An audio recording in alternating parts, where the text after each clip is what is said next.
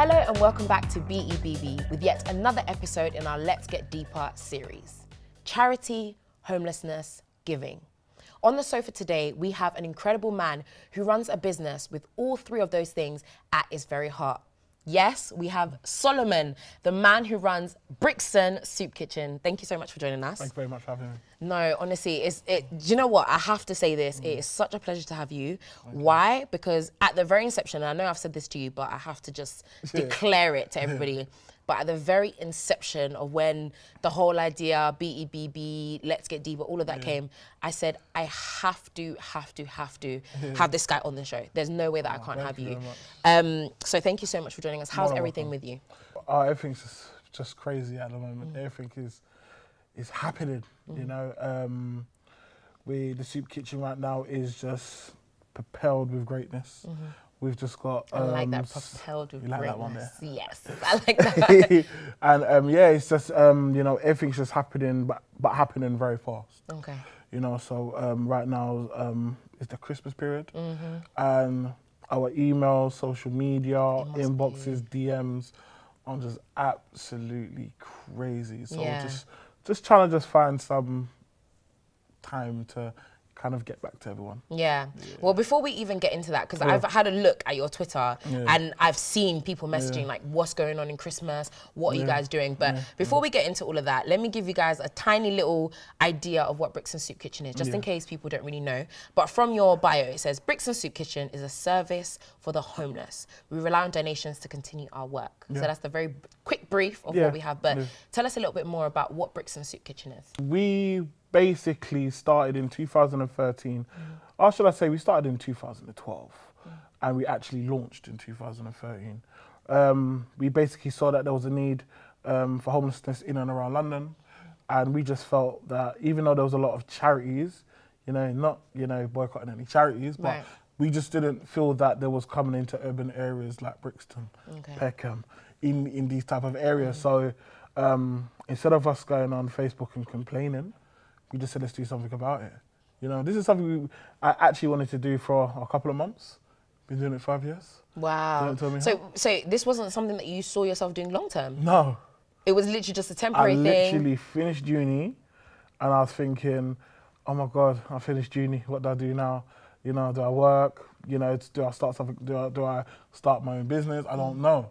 And I was literally waking up 3 o'clock in the evening, feeling like a loser, and I was thinking, I'm wasting my life. And then I just said, you know what, let me just keep occupied.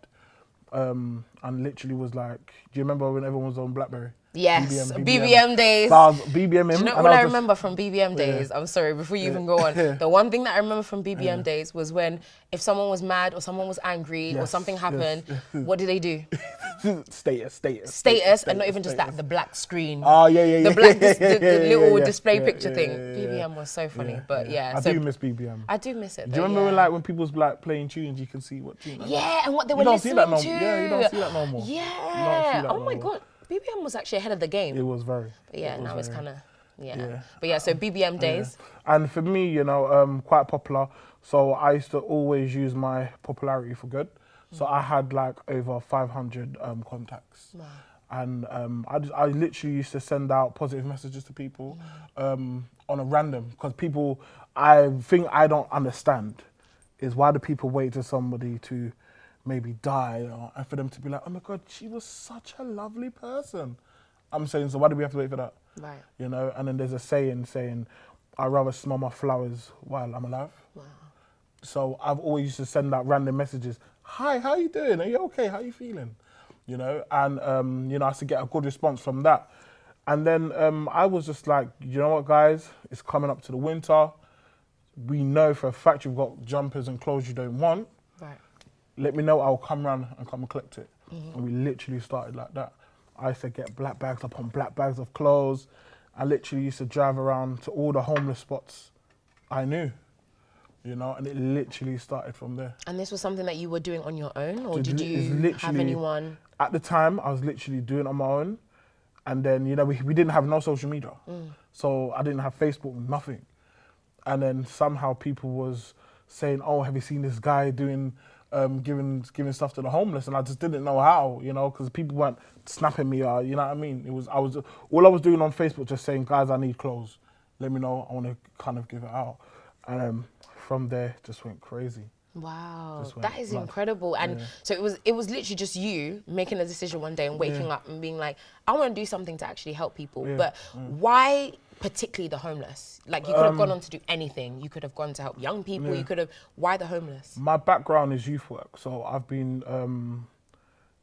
working with gang intervention, young people getting them back into work, drugs, you know, everybody's on this weed and skunk thing. So I've got 15 years experience doing that. While I was at university, it really taught me more about my community. So it's not just young people in your community. There's also people who are homeless in your community. And we walk past them every day and we do not recognize them as being in our community. And then that's when I was just like, raw. You know, these homeless people in Brixton, I walked past them since I was like 13. And it's the same people and the same now. Ones, wow. And then that's when I was just thinking, you know, the first thing we will think about a homeless person is they're lazy, you know, why don't they just go and get a job? And it's not until I kind of studied more about homelessness, is more to do with things what could affect you and me. Depression, it could be anxiety, it could be loss of loved ones, loss of family, loss of job, what can make people be homeless. And that's why I've now learned that this virus, anyone can hit it. Wow, that's very interesting. Call it a virus. Yeah, it can Why hit do you call anyone, it a virus? Because it's something what can hit into your system, and if you don't get cured, it will remain there. If you get cured, you can actually do better. And Brixton Soup Kitchen is a cure, or should I say a curing centre. Wow. Because all we can do is push all the resources in front of you, but we're not going to be forcing you. Because there's a lot of people we've come across, you know, because remember, the soup kitchen is not just about giving food. Food is more as a facilitator to get you to come into. You remember, like when you're kids and you got to a youth club and then you got an organisation coming down, they'll say there is going to be food. There's going to be food, and you see everyone running. You see everyone there. So we're kind of using that same principle to say, yeah, the food that we are, like we do have chefs on site, and the food we are cooking is proper food. And but our main thing is what can we do to get you out of the situation, even if it's get you into employment, get you into training, getting you work ready, you know, doing your CVs. That's our main core of the soup kitchen. It's not food. Even though we have a food bank and we have a clothes bank, that is not the main end. That's not everything that you do. That is just, I always say to people, the soup kitchen, the food is 10% of what we do. Our main thing is about counselling, helping with your mental state, you know, even stuff like hygiene and dental care, and those are our main sources in the soup kitchen. So tell us about kind of like your day-to-day dealings then. So obviously you've already mentioned that, yeah, the food is there, is a priority. Obviously people have to eat. You have to give people that kind of almost that short-term something to survive, but at the same time you're helping them doing other things. But tell us how that all works and what is your day-to-day like? So for us, we now have a centre, and for us, firstly, we're non-government funded, so we don't get no government support whatsoever. At all. We rely on donations from the people, from different organisations like maybe Street Smart, and there's like Give a Car. So we do get support from different organisations, but not consistent. You know, and one of our main things are, even though, you know, I've got my degree and I was awarded my master's, it still doesn't not stop me going to the job centre every Tuesday to sign on. So I literally have to sign on because I believe in the product, what we're doing here. But just having someone who can believe in us with the financials to say, guys, take this, employ some staff, pay for the centre and things like that, you know what I mean? But I think the good thing about us is that even though we've never had funding, we've learnt to function with no funding. So even if an organisation was to give us a month's worth of funding, we will still continue as a service. So on Mondays, We're an open door policy. So you can come from Wales, Birmingham, anywhere. You know, we don't want to be like one of those organisations saying you have to prove that you're homeless. Because I'm thinking, how could you prove that you're homeless? Do you have a homeless card? Yeah. I don't know. You know. So do some organisations do that? Because I wasn't even familiar with that. Yeah, even if you wanted to get food from the food bank, there's a lot of hurdles you have to go through. Wow. And for us, we proper knock that out the head. Even if a parent comes in with a child and she says we might need food to last us for a week, there and then we say sign up, because for us it's not the sign up just to say we're counting our numbers, but you're signing up to now say we want to keep a rapport with you. Right. How are you doing? Do you need more food? You know, we also got a secret service as well. So after 2 o'clock, there's a lot of people that are embarrassed to say that they come into a soup kitchen. So from 2 till 4, we get people coming in to the food bank, maybe to update their CV, maybe to speak to a counsellor where it's not open to kind of everyone. You know, we get a lot of donations from Nando's. So Nando's give us a lot of chicken, frozen chicken. Wow. And on that as well, the chefs would prep it up, re-season it up. And we also give a large portion to families. So we make sure we've got some aside and some to give away to the food bank. Yeah. You know, Cereal Killer Calf, they give us quite a lot of cereals. M&S, they give us quite a lot of stuff. And a lot of things we didn't really like is, you know, when they're saying food was waste and things like that, I didn't really like it. Because what do you mean food was waste? People were saying that they were wasting it by giving it to you? Nah, it's like they've got a new program with like the supermarkets. Okay. And then they're saying, oh, if food was damaged and waste, we give it to charity. Now I'm thinking, no, innit? Like, it's not because they're homeless, they need to get waste food. Our thing is it has to be fresh from the cut, you know. So it should still be good food. 100%. Quality it's food. not because we're a charity, we need to take pittance, you know. Don't be trying to say, oh yes, I used a seasoning, didn't really like it, so I want to give it to you. No, innit? Like, it's not because we work with homeless, it means it's homeless people food. Right. You know, we get Greg's has been supporting us for 3 years. Wow. So every day we go there at 6 o'clock and we get, you know, box loads of donuts. As you can see, I sample it.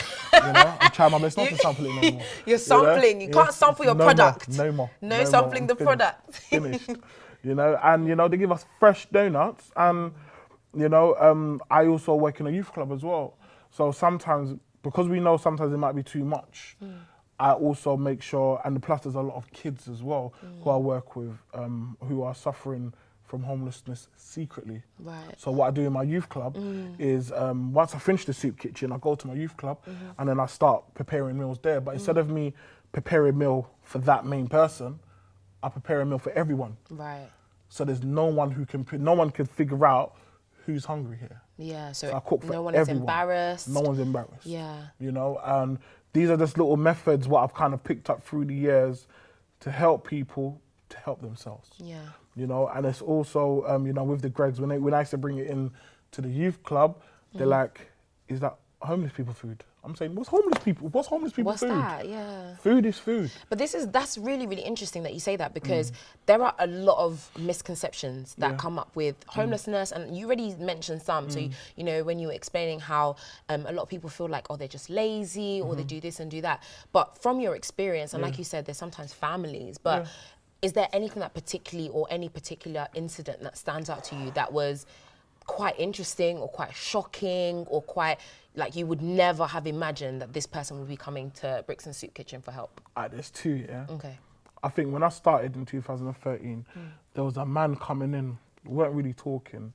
And then our main thing is, you know, you need to kind of let us know what we can do to help you, because we're not one of those organisations that want you to come in to get food, to go back onto the street, to come in, get food, go back onto the street. It don't make sense. So for a couple of weeks now, we're thinking, nah, we need to chat to him, you know, because one thing we're not doing is that cycle.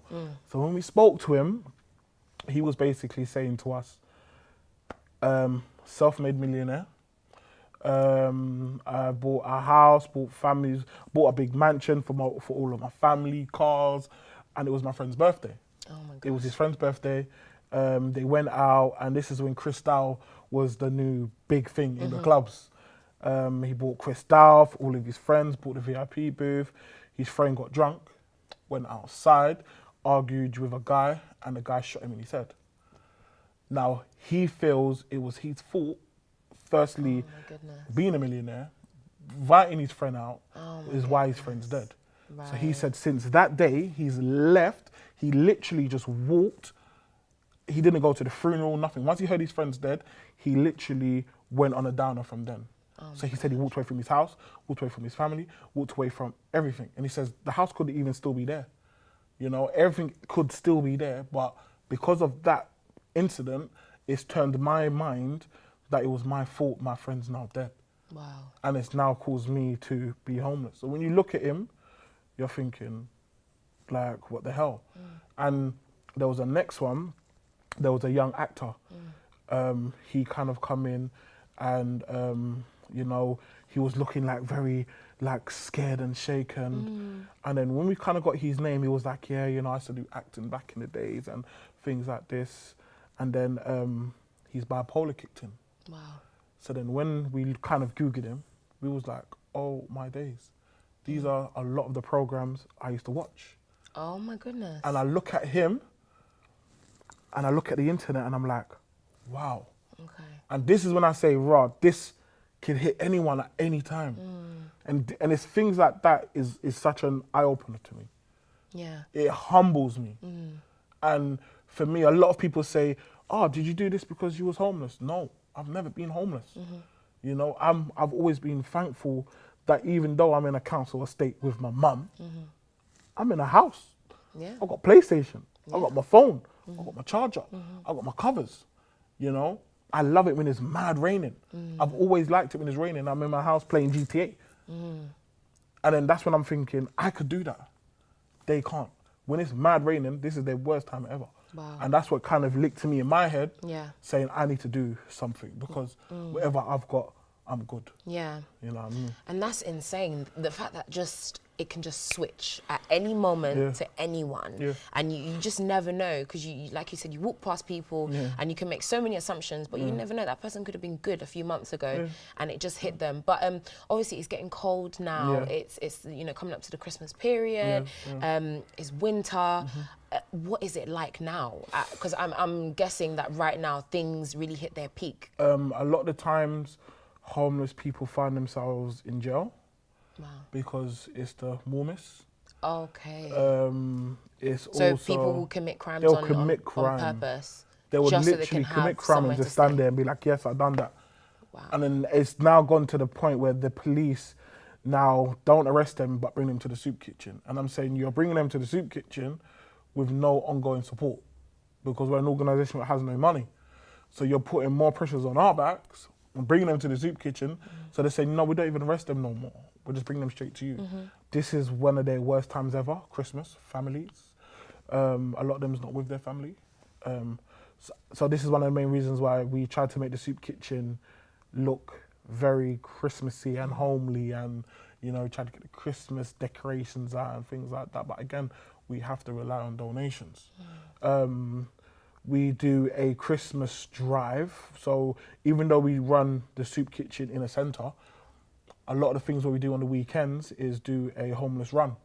So we go out to all the homeless spots, give out brand new sleeping bags, scarves, socks, chocolate bars for their energy, and if we can kind of get more funding for oysters. So the oysters can get them to South. Wow. Because at 12 o'clock on Christmas Eve, transport is gone. It's done. So we say, head south, just head south, just head south. And then Soup Kitchen will be open on Christmas Day. Yeah. You know what I mean? That is an incredible amount of work that you do. And just the fact that you're telling me that you don't do this with any support, you do this literally from donations off of your own backs, is insane. But what more can be done? Do you think that this is something that the government should be involved in? Do you think this is, because like you said, even the police have gotten to the point where they're not arresting people, they're sending them to you. Yeah. So what more can be done? I was actually talking about it today. I think the whole confusion is there's so many charities. So a lot of people find it hard to support which one. I think what they should have done is created one charity. Okay. They should have created one charity because there's a lot of people was doing the same similar work that I'm doing. In a way, do you think that's for them to do, or do you think it's up to the actual people that are creating the charities themselves to come together? Because the government can't, because in my head I'm seeing it as the government can't necessarily come and tell all of you guys to team up, because some people might be like, well, though we're kind of doing something similar, our intentions are a bit different and etc. So I think it's to deal with, it's similar is the government's problem and fault, because they would create, you know, cuts, and then they would need charities like the Soup Kitchen to pick up the pieces. Yeah.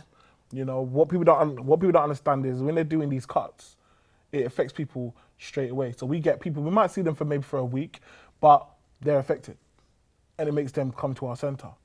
You know, and when there's a lot of charities doing the same thing, it makes it hard for people to support. Now, a lot of the charities don't get government funding; they get a lot of funding through the public. So there's like the crises, there's centre points and things like that, and they get a vast amount of donations. You know, but again, they've been running for 20, 30 years. You know, we've only been running for 5. You know, and a part of me was thinking we do need to then team up with these charities. But then a lot of the time is when they look in and they Google what we've done, it kind of puts a threat boundary on us. Why do you say that? Because it's like when I literally first started the Soup Kitchen, I went to these organisations and I was like, you guys do this. This is something I just want to do short term, just want to get your advice. They shut me down. Why? Why did they shut you down? Because it's all about numbers. What do you mean? So once they say we get up to 100,000 people, most of the donations will go to them. Okay. For us, we don't ever share numbers because numbers are not really important to us. Okay. We don't want to even keep numbers because our thing is what my main ethos is. I don't want to be open in 5 years. When people say, so where do you want to be in 5 years? Do you want to have other centres? No, because then that means I'm still creating homelessness. Wow. I don't want to be open, you know, but... So what would be the alternative then? What are the you, alternative what are you hoping for? is us working together could conquer world homelessness. Wow. But if you keep on trying to do it for financial gain, we're always going to be in this situation. And a part of me is thinking, are we the only charity thinking like that? Because for us, we've done work in Miami, we've done work in Toronto. You know, we've been in Miami for 2 years. We've gone to Toronto, we was there for a couple of months, you know? And it's like, for us, we're not trying to be brag and bossy. Our thing is we're saying homelessness is just not a UK factor. It's all around, it's worldwide. Yeah. And a lot of the times people keep on saying, you know, why don't you clean up your own back garden? But I'm saying we also need to sort out the kitchen. We always need to do the sides. We need to do the living room. And for me, I'm trying to say, why don't you do the back garden? I'll do the kitchen. Okay. You do the upstairs. You know when you're in your room with your brothers and your sisters? Yeah, everyone's and your mum say, playing their part. Clean your yard. Yeah. I'm saying what's the point of all of us cleaning the front room? Everyone has their different... Everyone has their own things, and then when mummy comes home, she's happy. We can make the world happy by us doing the same thing, but in different areas. So have you ever tried to attack that yourself? Have you ever tried to contact other people and be like, let's team up? What happens with that? How far do you get? Straight air pipe. Really? And if it's not air pipe, it's like, oh, we're actually thinking about doing that, and we've got a specialist with there, so you don't need to do that. Oh, wow. Okay. And if I don't do it, Soup Kitchen will never be where we are now. Wow. You know, so it's very frustrating that these organisations that has the power and that has the backing is not willing to support small charities that is, shall I say, on the limelight. Like for me, when I go onto the news and they say, so what's the plan for the next 5 years? I say, hopefully working and there's no homelessness ever again, you know, but it's definitely a big task. It's a massive task. Take on. And, it's a massive task, but what I've realised is, believe it or not, even though they say the world we're living in is cruel, there's a lot of good. Yeah. there's a lot of secret good. I mean, you're an example of it, so. And for me, I just want to just be out there and just be like, guys, there's a lot of people who are willing to help. Like, if I was to show you our emails, it's just everybody just wants to help. And that there is touching for me, just to show that there is proper humanity in this world. Yeah. But then it's just like, we need that one organization just to put like for us, we're not trying to say we're trying to conquer all homelessness. We're just trying to put the spark in people's minds. So when we go to Miami, we're saying to people, yeah, you might go South Beach and live life, but if you go downtown, it's proper grotty. When we go to Toronto... So for everyone to almost just to care for one another. Basically. To literally to just care about one another. Forget about the numbers. Forget about how much paper could be made from it. Because the first thing you got to see, yeah, the soup kitchen, we have 3 bad stigmas. Yeah? Brixton, that's one. The logo's got a black face on it. Right. Got a very cute guy on there. But yeah, happens to be guy that happens to be a cute guy. Okay. And charity. Yeah. So those 3 words in itself is automatically, what is this youth trying to do? Yeah. He's trying to find some type of way to clean some type of bread. And I'm saying, you've got all that energy trying to think about what I'm trying to do, but help the cause. Yeah. You know, people might see me in a new car, but they don't know I also work. And then the first thing... automatically think is, so what, you teeth out the charity money? I'm saying, why would I teeth out something I've set up myself? Yeah. I don't get it. I'm going to teeth from me. Yeah. Like, I don't get it. Yeah, and I'm saying you've put in all that energy to chat hella S when we could have used that energy to create good. Yeah. You know, and then it makes me very frustrated that there's a lot of bad mind people. Yeah. And they can leech and proper suck off the energies of the good. But like you said, I think it is really, really important to try, because like you said, you get so many emails from people that are positive and that want to help, and I think that is so crucial to be like, we can still work together and we can still, because there will always be people that have some sort of negative perception, always questioning what you do, but you're speaking about it now and you know your heart and you know what you're doing. But another thing that I really wanted to ask you actually is, obviously you say, you know, you've been doing this for 5 years and compared to other charities, it's not as long, but have you seen homelessness get better, get worse? Like, what has been your opinion on homelessness over the 5 years? I've seen it get worse. I've literally seen it from, I say to people that the day we started Soup Kitchen, that was the transition from the olden days homelessness, what we used to see back in the days, when people used to be on the floor with a cardboard, to the new age. So what's the new age? The new age is they look similar like me and you. Wow. And they look good. Wow. Because, and it's like, you know, we get mothers coming in with their kids. I've never seen that before. When we first had our family come into the Soup Kitchen, we literally huddled up as a team and said, bruv, what are we gonna do? How are we gonna tackle this? You know, because she's actually coming in with her child. And then this is when it was quite good for us, because then we had to change our aspect of our business. You know, our policies had to change, because we're now thinking children, vulnerable people, you know. Some of these people who are coming in is again an open door. Yeah. So then we've got to now do questionnaires on people. So when people do come in, we're still an open door, but we want to know basic information about you. And you know, we've now had to kind of cut the children coming in at the same time as the service users, and so there's a lot of things it has taught us, and it has definitely taught me. You know, we're getting a lot of young people coming in now. A lot of young people are suffering from homelessness and they don't even know it. So this word sofa surfing, that's one of the biggest homelessness with young people. Wow. So they'll be jumping from home to home to home, just thinking, oh, I'm just crashing at my friend's house, crashing here, crashing there. But really, you're homeless. Wow. You're homeless. You know, and for us, a lot of the homeless people don't know that they are entitled to benefits. So what we do is, obviously they don't have a address, so the Soup Kitchen is their address. You know, our thing is about how could we help you from A and get to N.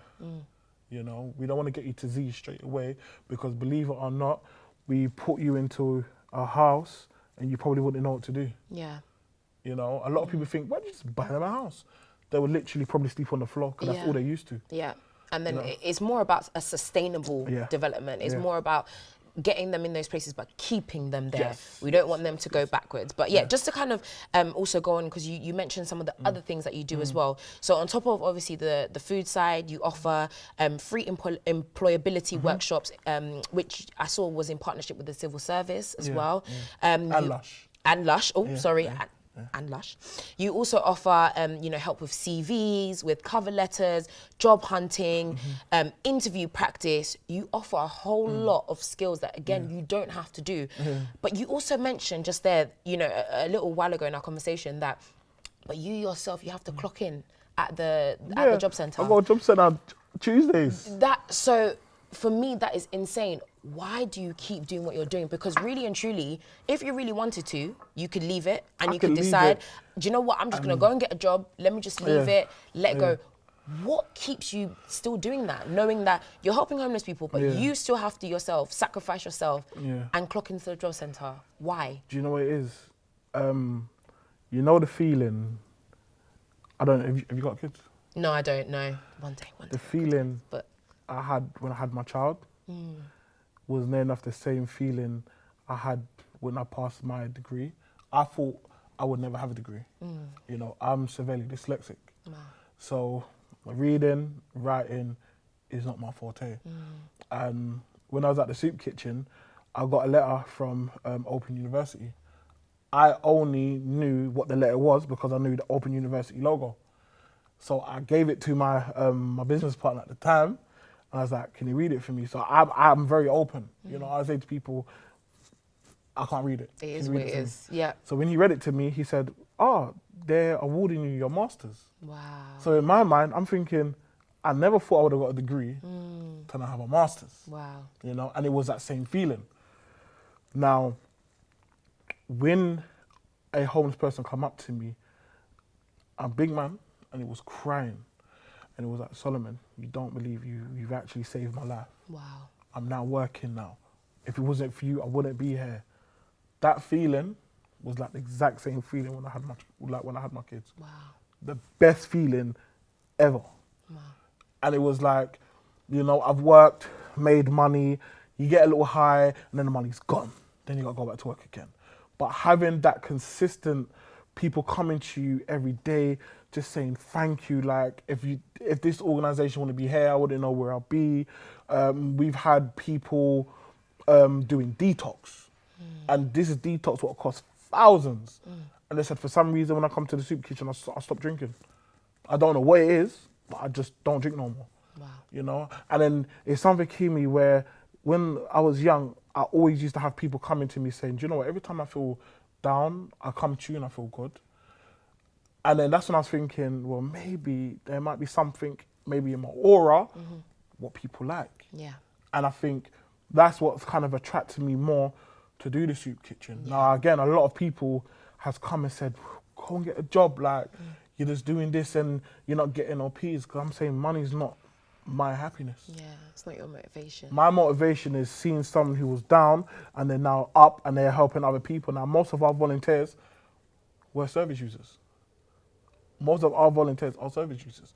So we're not just about you coming in and getting food. We say, help with the cleaning.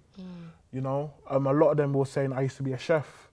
So no bloody brainer. Yeah, perfect. Let me help you to do your level 2 in food and safety, cook for the people. Wow. And this is just the way how we work. But again, all we want to do is to kind of get that in a way where we're now being backed, because there's so many people who we've helped. Right, and that's perfect where you're coming to that. So as though you just knew. And this is the final thing that I wanted to just to ask you before we wrap up. There could be someone listening, watching you right here today, who could be listening. Now there's certain things that you need, and you've mentioned already sponsorship, but just be clear in what you guys need right now to move forward, because you just never know who could be listening. Definitely. Yeah, so you better tell them, what do you need? Guys, we've redone our business plan, and for us to run for a year, we need £150,000, and then that is for staffing costs, that's for our business. No, sorry, that's for our building maintenance. So we just need backing, you know, and that is maybe to only run for 1 year.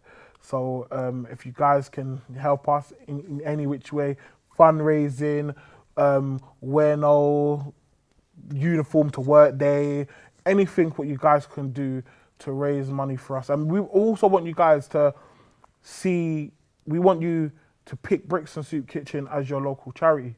You know, you don't have to be local to us to be your local charity, you know. So anything you guys can do to support us, to spread the word, even just send us an email just to say, you know, that you've heard our story, things like that we love to read, you know. We don't always want to hear about, you know, things what we could be doing. We don't want to know stuff, just the positives, you know. We always want to spread positivity, but again, we need your support. Thank you so much. And that is perfect. And I really do hope and pray that you get what you need, because what you're doing is admirable. It's incredible. It's touching lives. And the fact that you can be so selfless and truly be the definition of selfless is amazing. And I know for a fact that it will only go from strength to strength. And just before you leave as well, you do have to give us your social media. Yes. How can people get in touch with you? Where can they go?